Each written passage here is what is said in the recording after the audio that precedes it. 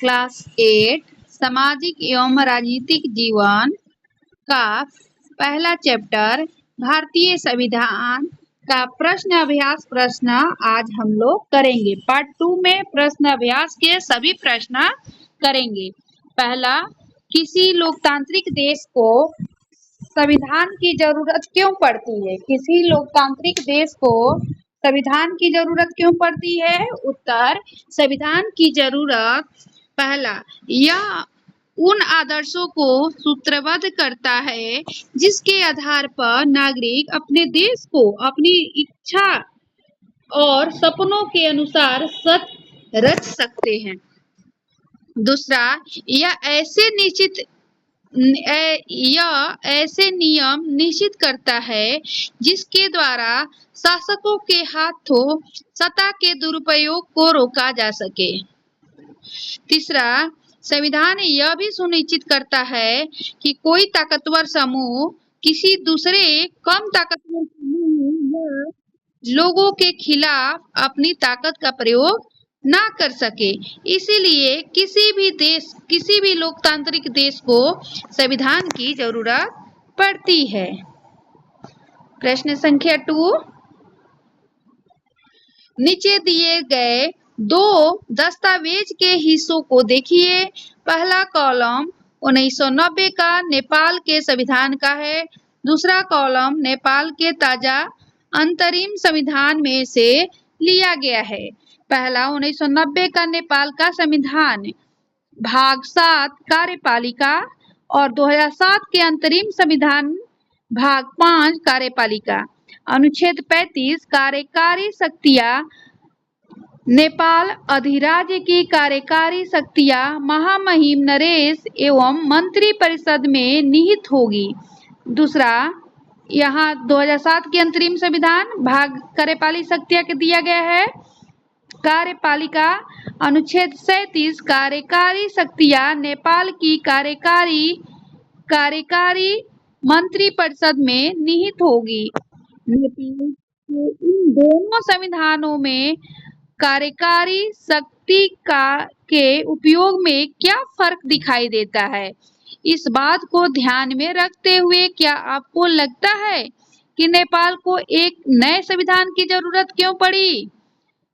उत्तर, नेपाल को नए संविधान की आवश्यकता पहला, 1990 के संविधान में कार्यकारी शक्तियां राजा के हाथ में केंद्रित है, जबकि 1907 के अंतरिम संविधान के सत्ता की कार्यकारी शक्तियां मंत्री परिषद के हाथ में रहेगी। 1990 में राजा के हाथ में थी, लेकिन 2007 में कार्यकारी शक्तियां किसके हाथ में थी? मंत्री परिषद के हाथ में थी। दूसरा, हाँ, नेपाल को नए संविधान की जरूरत है क्योंकि 1990 के संविधान में वे आदर्श निहित नहीं है जो नेपाल की जनता चाहती थी। जो नेपाल की जनता चाहती थी वो मिल नहीं पाता था, इसीलिए एक नए संविधान की जरूरत पड़ी नेपाल को। प्रश्न संख्या 3, अगर निर्वाचित प्रतिनिधियों की शक्ति पर कोई अंकुश ना होता तो क्या होता? अगर हम निर्वाचित प्रतिनिधियों की शक्ति पर कोई अंकुश ना होता तो क्या होता? उत्तर, अगर शक्तियों पर कोई अंकुश नहीं हो तो पहला, निर्वाचित प्रतिनिधि शक्तियों का दुरुपयोग करते तथा अपनी मनमानी करते। दूसरा, वे किसी को भी डराने धमकाने और दबाने की कोशिश करते और अल्पसंख्यकों की उपेक्षा करते। तीसरा, वे अपने निर्णय जनता पर जबरदस्ती थोपते, जिस कारण से नागरिक अपने अधिकारों व स्वतंत्रताओं का उपयोग नहीं कर पाते। चौथा प्रश्न है, निम्नलिखित शक्तियों में अल्पसंख्यक कौन है? इन स्थितियों में अल्पसंख्यकों के विचारों का सम्मान करना क्यों महत्वपूर्ण है? इसका एक एक कारण बताइए। एक स्कूल में 30 शिक्षक हैं और उनमें से 20 पुरुष है, तो अल्पसंख्यक कौन है? उत्तर पहले हम लोग एक का देख लें।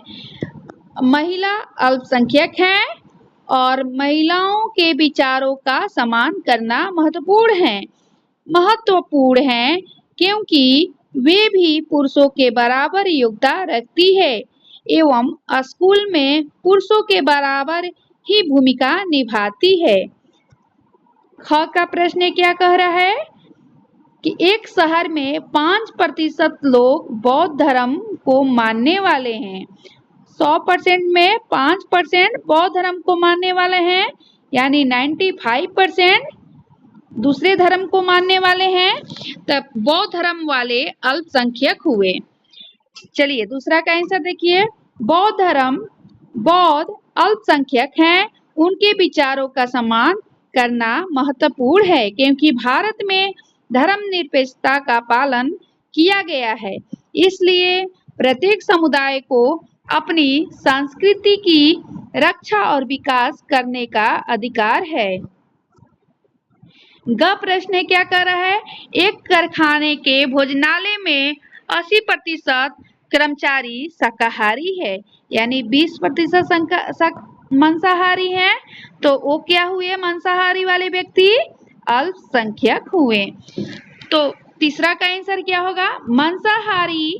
मांसाहारी अल्पसंख्यक है, उनके विचारों का सम्मान करना चाहिए क्योंकि प्रत्येक व्यक्ति को अपनी पसंद चुनने का अधिकार है।